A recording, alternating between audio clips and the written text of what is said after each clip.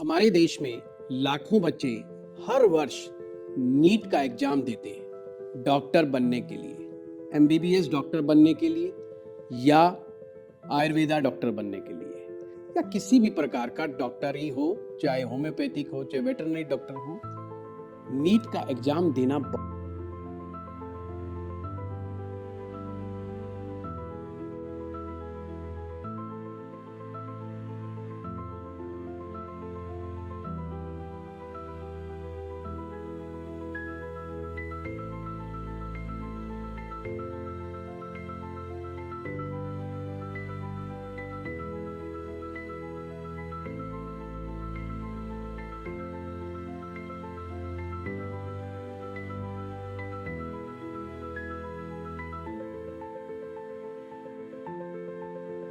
पच्चीस वर्षों के अनुभव के साथ 2026 में मैं आ रहा हूं आपको पूरा 1 साल का कोर्स सिखाने के लिए। जी हाँ, ज्योतिष सीखना है तो तुरंत कॉल करें।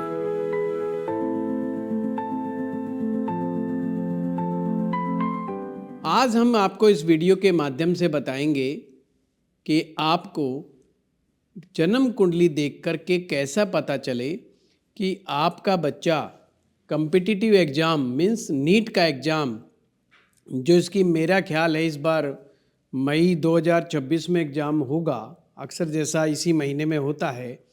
तो ये विशेष करके वीडियो उन्हीं बच्चों के लिए है जो एग्ज़ाम दे रहे हैं।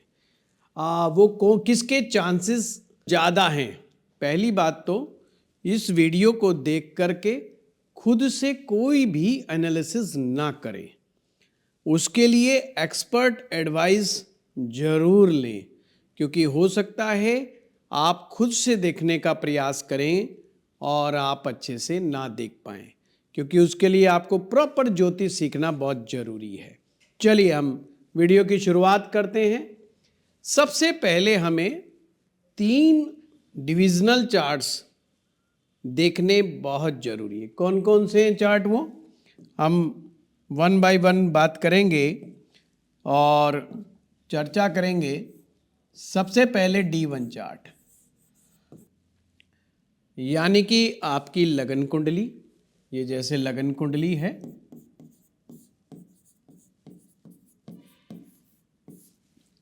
D9 चार्ट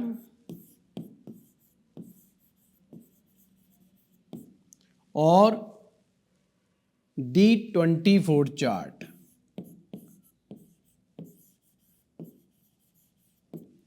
D1 चार्ट यानी लगन कुंडली, इसके बारे में हम सभी जानते ही हैं।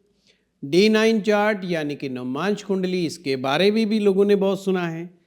फिर D24 चार्ट, ये कुंडली स्पेशली एजुकेशन के लिए, डीप लर्निंग के लिए, या भगवान ने आपको क्या प्रतिभा दे करके भेजा है, क्या ऐसा गॉड गिफ्टेड आपके पास है कि जैसे कुछ लोगों की मेमोरी बहुत अच्छी होती है, कुछ लोग कुछ भी चीज़ सीखते हैं तो उनको तुरंत समझ में आ जाता है, याद हो जाती है। जो भी शिक्षा वो लेते हैं या जो भी ज्ञान ग्रहण करते हैं, वो ज्ञान की जब भी आवश्यकता होती है परफॉर्मेंस दिखाने की, बहुत अच्छे से दिखा सकते हैं। यानी कि अपनी काबिलियत का प्रदर्शन आप अच्छे ढंग से कर पाते हैं कि नहीं, ये D24 बताता है। कभी कभी आपने देखा होगा कुछ लोग बहुत ज़्यादा पढ़े लिखे होते हैं, पर जब उन्हें 10 लोगों के बीच में, 50 लोगों के बीच में, 4 लोगों के बीच में भी बोलना पड़े या समझाना पड़े अपने विषय को, तो बहुत अच्छे तरीके से वो रख नहीं पाते हैं। और आपने ऐसे लोग भी देखे होंगे जो पढ़े लिखे तो कम हैं, पर जब वह अपने बात को, अपने विषय को सामने रखते हैं तो कहीं से भी नहीं पता चलता कि ये व्यक्ति उतना ज़्यादा शिक्षा प्राप्त नहीं है। जी हाँ, D24 चार्ट उसी रहस्य को खोलने का काम करता है। आज हम इसी पर भी चर्चा करेंगे और क्या क्या देखेंगे, कौन कौन से हाउस। इसमें सबसे इंपॉर्टेंट होता है छठा भाव, सिक्स्थ हाउस। ये जो छठा भाव है यही हमारा हाउस ऑफ कंपटीशन है। कोई भी बच्चा किसी भी प्रकार का कंपटीशन का यदि एग्जाम दे रहा है तो उसका छठा भाव मजबूत होना चाहिए। सबसे पहले हमें इसी हाउस का अध्ययन बड़े अच्छे ढंग से सूक्ष्मता के साथ ही करना चाहिए। नहीं तो अगर ये हाउस वाला मामला, छठा हाउस मामला गड़बड़ हो गया तो निर्णय गलत हो जाएगा। हाँ, महत्वपूर्ण हमारा लगन भी है। उसके बाद नंबर 1 पे तो छठाई, फिर उसके बाद लगन बड़ा महत्व है, यानी कि फर्स्ट हाउस, और फिर है हमारा फिफ्थ हाउस, पंचम भाव, फिफ्थ हाउस। ये हाउस आपके कॉमन सेंस को दिखाता है, आपकी लर्निंग एबिलिटीज को दिखाता है, आपकी परफॉर्मिंग आर्ट्स का ये हाउस माना जाता है कि वही वाली बात जो आपने समझा है वो आप समझा भी सकते हैं, जो आपने पढ़ा है वो आप एग्जाम में लिख भी सकते हैं। आपने देखा होगा ना, बहुत सारे लोग पढ़ते तो बहुत अच्छे से हैं, पर जब परफॉर्मेंस करने की बारी आती है, यानी एग्जाम हॉल के अंदर, कुछ ना कुछ ऐसा उनके साथ होता है जहां पर वो कुछ डगमगा जाते हैं। इसी कारण से उनके नंबर भी कई बार अच्छे से नहीं आते हैं।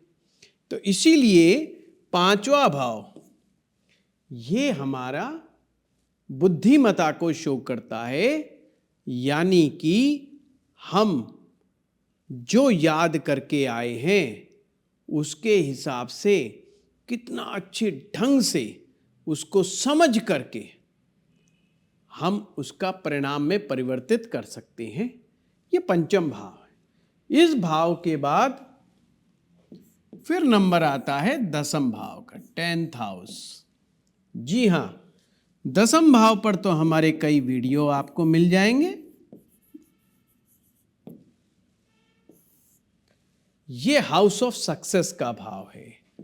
ये भाव हमें बताता है हमें सफलता किस लेवल की मिलेगी।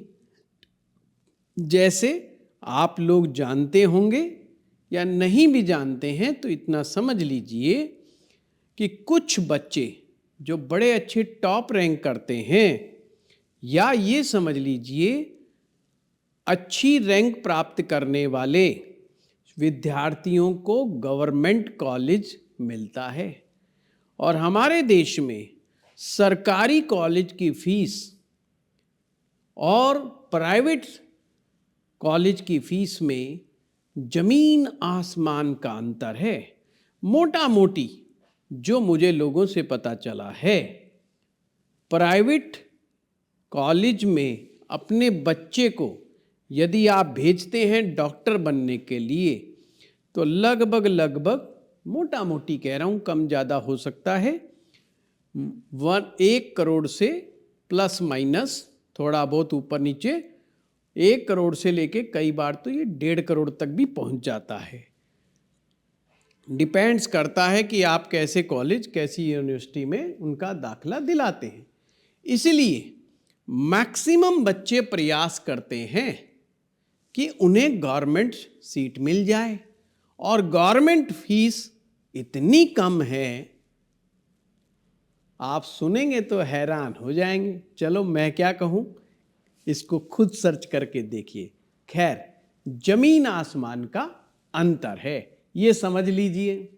तो 10th हाउस बड़ा हो गया। बस आप सफलता किस लेवल की मिलेगी, अगर जितने अच्छे रैंक लेकर के आओगे आप, उतना ही ज़्यादा चांस हैं अच्छा कॉलेज मिलने के और सरकारी अच्छा कॉलेज मिलने के। जी हाँ, हमारे देश में कुछ सरकारी कॉलेज भी बहुत अच्छे हैं डॉक्टरी के मामले में, और बड़े फेमस भी हैं। एम्स उनमें से एक है। 9th हाउस, इसके बगैर थोड़ा बात बन जाएगी। जी हाँ, ये भाग्य भाव है, इसके बगैर बात नहीं बन सकती। ये आपका लक है। सारी चीजों के बावजूद भी हमारा भाग्य कई बार सर्वोपरि हो जाता है। हाँ, कुछ विद्यार्थी बहुत ज़्यादा मेहनत करते हैं, पर due to the hard luck वो उतनी अच्छी रैंकिंग नहीं ले पाते। तो इसमें 9th हाउस अपने आप में एक इम्पॉर्टेंट रोल अदा करता है। तो ये 3 चार्ट फिर से समझा रहा हूं। 3 चार्ट D1, D9, D24 महत्वपूर्ण है। 5 हाउसेस मेनली, पहला भाव, 5वां भाव, 6ठा भाव, 9वां भाव और 10वां भाव, ये बड़े महत्वपूर्ण हैं। अब आते हैं ग्रहों पर। कौन कौन से ग्रह हैं जो आपको कॉम्पिटिटिव एग्जाम में आगे लेकर के आ सकते हैं। अभी डॉक्टर बनने की बात नहीं हो रही, अभी कॉम्पिटिटिव एग्जाम को अच्छे से क्लियर करने की बात हो रही है। उसके लिए सर्वप्रथम हमारा मंगल ग्रह है ना, इसे हम उससे लिख देते हैं, दूसरे कलर से लिखते हैं।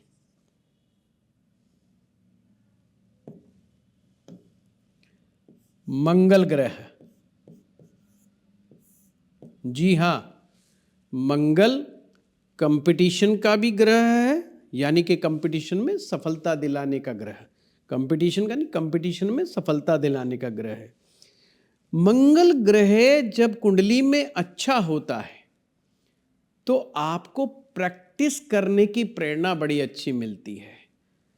उदाहरण स्वरूप, आपने पहलवान तो देखे ही होंगे या खिलाड़ियों को देखा होगा जो केवल साल में एक बार कंपटीशन को क्रॉस करने के लिए पूरे साल भर तैयारी करते हैं। जो लोग फौज में या पुलिस में ट्रेनिंग लेना चाहते हैं, पुलिस में भर्ती होना चाहते हैं, आपने उनको भी देखा होगा।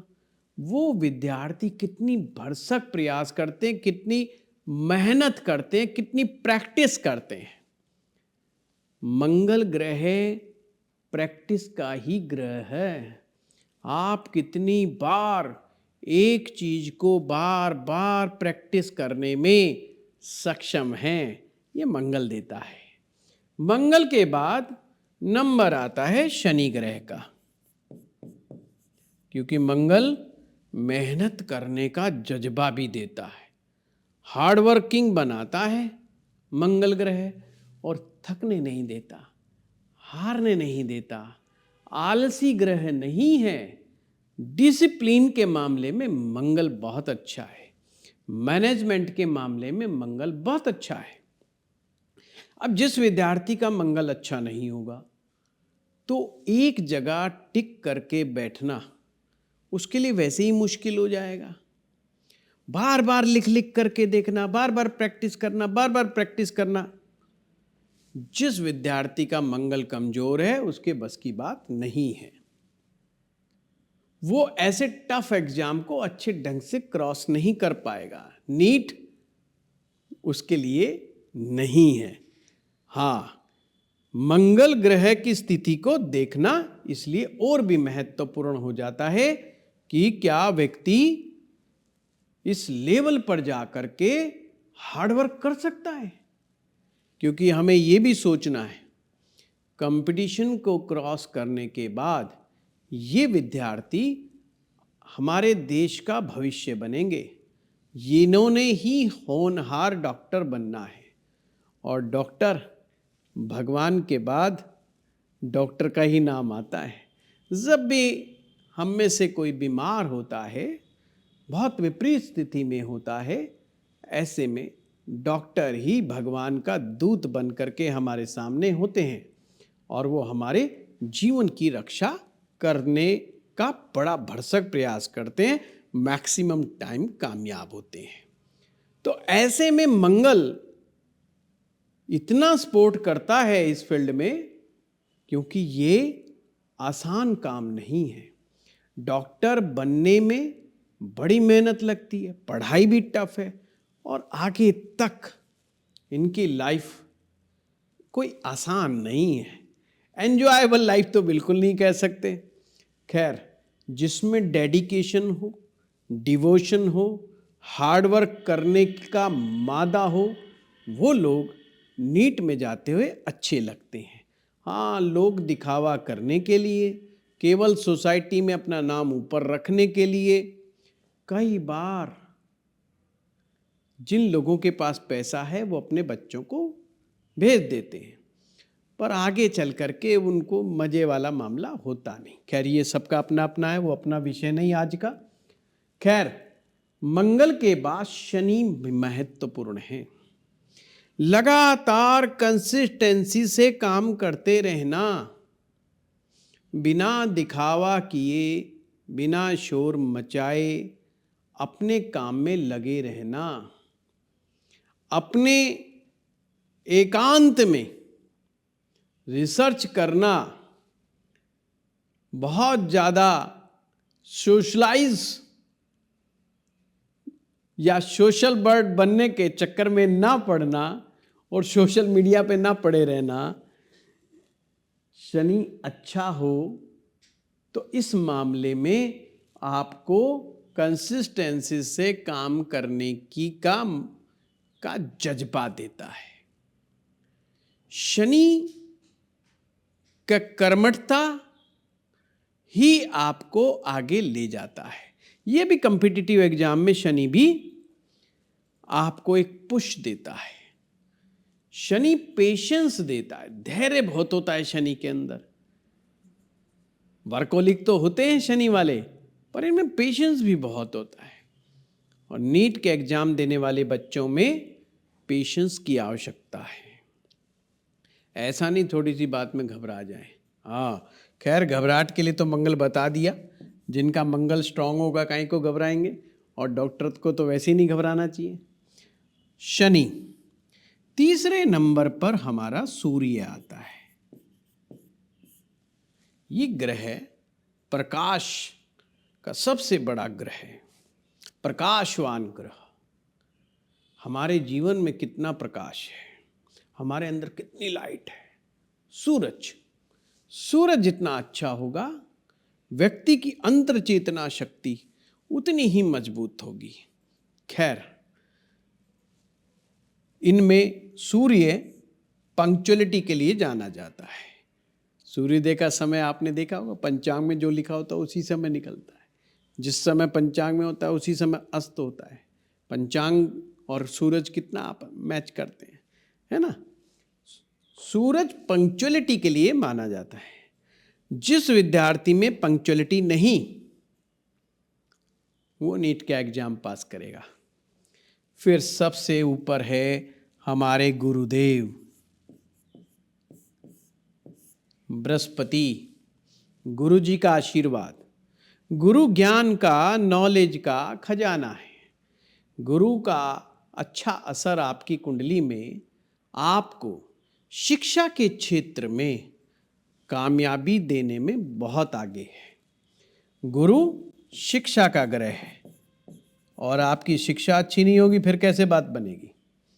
तो आप अपनी नॉलेज का सही समय पे सही प्रदर्शन कर दें, ये बहुत बड़ी बात है। ये आपने देखा, हाउसेस भी आपने देख लिए। 4 ग्रह मैंने बताए, मंगल, शनि, सूर्य और गुरु। एक प्लेनेट जिसे मैं हमेशा की प्लेनेट कहता हूं, चाबी है वो ताले की। हाँ, हर कॉम्पिटिटिव एग्जाम की, बिना उसके मजा आता ही नहीं। और कौन से कॉम्पिटिटिव एग्जाम? ऊपर वाले, ऊपर लेवल के। हाँ, चाहे IAS हो, IPS हो, नीट हो, IIT हो, मैं उन सब की बात कर रहा हूँ। छोटे नौकरी प्राप्त करने वाले एग्जाम की बात नहीं कर रहा हूँ। उस की प्लेनेट का नाम है मरकरी। जी हाँ, कहाँ लिख दें? यहाँ लिख दे, नहीं नहीं इसको रहने दो भाई, भाग्य के बगैर क्या बात बनेगी। तो यहाँ लिख देते हैं, चलो बुध ग्रह, ये बुध ग्रह, ये की प्लेनेट है। बुध आपकी इंटेलिजेंस है, आपकी मेमोरी पावर है। खूब पढ़ लिख के गए, एग्जाम हॉल में एंटर हुआ, भूल गए, सब पढ़ा लिखा खराब हो गया, जितनी मेहनत थी सारी खराब हो गई। मेमोराइज करने की ताकत बुध ग्रह में होती है। राइटिंग स्किल्स मरकरी के पास है। ठीक है, वैसे तो कम्युनिकेशन भी मरकरी के पास है। चलो कम्युनिकेशंस की तो इसमें ज़्यादा वो पड़ती नहीं है, आजकल बच्चे सब रिटन एग्जाम ही होते हैं और क्वेश्चंस टिक मार्क वाले ज़्यादा होते हैं। खैर, बुध ग्रह हो गया तो हमारे 5 ग्रह हो गए, 5 भाव हो गए। अब मैं दोबारा से आता हूँ, इसको मैं हटा रहा हूँ। हमने बात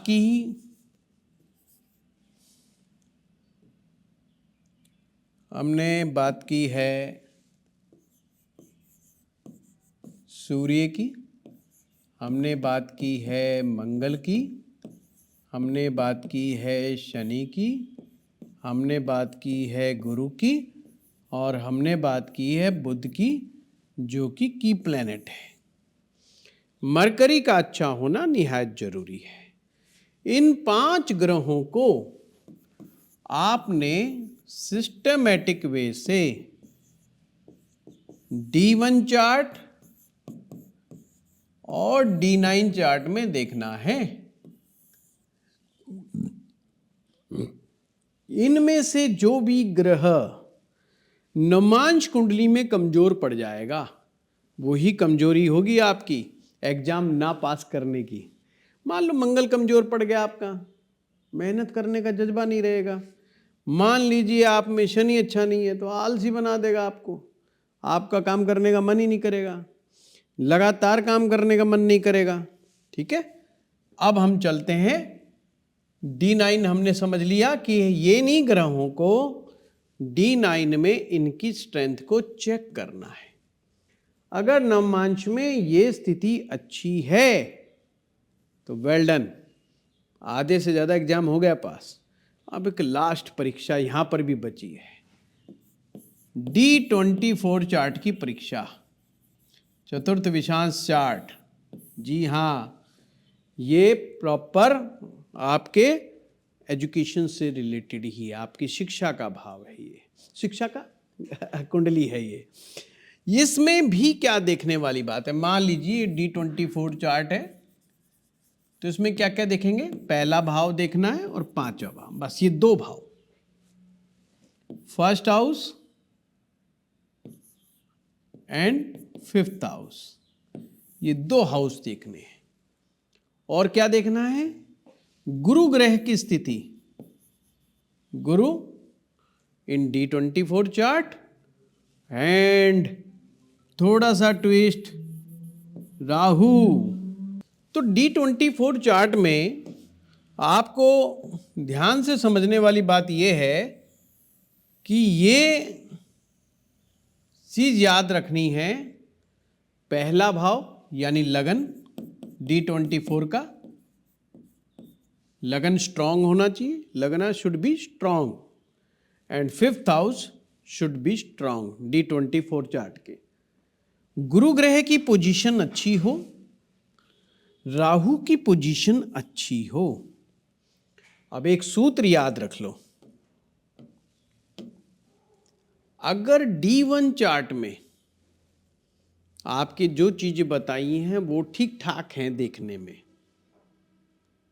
और D24 चार्ट में जो ये सूत्र बताया है ये ढंग का नहीं हो, मान लो गुरु की सिचुएशन अच्छी ना हो, राहु की पोजीशनिंग अच्छी ना हो, लगना लॉर्ड पोजीशन अच्छी ना हो, 5th की लॉर्ड की पोजीशन अच्छी ना हो, किसी इनमें से कोई भी ज़्यादा प्रॉब्लम हो, तो ऐसे बच्चे पढ़ते लिखते तो बहुत हैं क्योंकि D1 में प्लैनेट की पोजीशन ठीक आ रही है, पर D24 में अच्छी प्लेसमेंट ना होने के कारण एग्जाम हॉल में उस कंपटीशन को पार करना बड़ा टफ हो जाता है।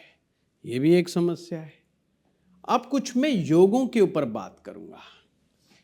इसमें 5th हाउस 6th हाउस का संबंध यदि बन जाए, 6th का और 10th का संबंध बन जाए कुंडली में आपके, या 5th 6th एंड 10th का संबंध आपस में बन जाए, तो नीट का एग्जाम क्लियर करने की संभावना बढ़ जाती है। और लास्ट सबकी बॉस वो क्या है? वो है हमारी बॉस दशाएं। जी हाँ, दशाएं। दशा अगर अपने को अच्छी ना मिले, सारा गुड़ गोबर कर देती है। कुंडली चाहे कितनी ही अच्छी क्यों ना हो, खराब दशाएं अच्छा परिणाम प्राप्त करने में उस अच्छी कुंडली से मदद नहीं देती। हाँ, हल्की कुंडली भी हो और दशाएं फर्स्ट क्लास हो, ग्रहों की स्ट्रेंथ बहुत ज़्यादा भी ना हो, पर बैलेंसिंग हो, थोड़ा सा बैलेंस में हो, ज़्यादा कमज़ोर ना हो, बीच बीच की हो, तो भी बच्चे के नीट में एग्ज़ाम क्लियर करने के चांस बढ़ जाते हैं। वो बात अलग है कि वो रैंक ना करे बहुत ज़्यादा, पर कहीं ना कहीं सीट मिल जाती है। अच्छा, ये बात मैंने कही आपको उन सब विद्यार्थियों के लिए जो विद्यार्थी को गवर्नमेंट सीट लेनी है। अब अगर आपके पिताजी की जेब में पैसा है, सीधी सीधी बात, और आपके पास दो काबिलियत, पैसा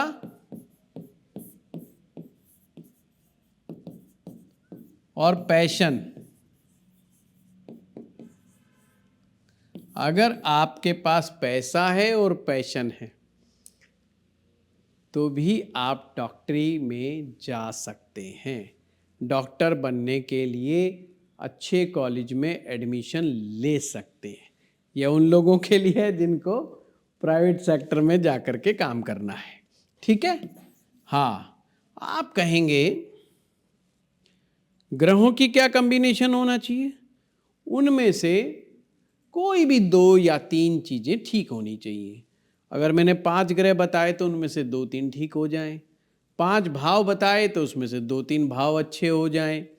अगर मैंने D1, D9, D24 बताया तो उनमें से कोई 3 में से कोई 2 वर्ग कुंडलियों में ग्रहों की प्लेसमेंट सामान्य स्तर की हो जाए, लो की नहीं होनी चाहिए, फिर तो मामला बिगड़ जाएगा। तो अगर ऐसा है तो आप नीट का एग्जाम क्लियर कर सकते हैं। आप अगर इस वीडियो को देखने के बाद आपको लगता है ये आपको उन लोगों तक पहुंचानी चाहिए जिस परिवार में बच्चे एग्जाम दे रहे हैं, तो जरूर उन तक ये वीडियो पहुंचाने का काम करें। हाँ, कभी कभी लोग कहते हैं कि आप उपाय भी बताओ, तो मैं विद्यार्थियों को उपाय ज़्यादा तो नहीं देना चाहता। मैं नहीं चाहता कि वो पढ़ाई से हट करके उपायों में लग जाएं। उपाय देखो आपको थोड़े बहुत हेल्पफुल हो सकते हैं, काम आपकी मेहनत आएगी। मेहनत, हाँ, कोई ग्रह थोड़ा बहुत कमज़ोर है, भगवान से प्रार्थना की, उसका ऊर्जा का लेवल बढ़ा, खुद का एनर्जी लेवल बढ़ाया, अच्छा रहेगा। फिर भी मैं एक मेरा खास उपाय जो हर विद्यार्थी कर सकता है नीट का एग्जाम देने वाला, वो है हनुमान चालीसा का पाठ। हनुमान चालीसा का पाठ नंबर 1। नंबर 2, प्राणायाम।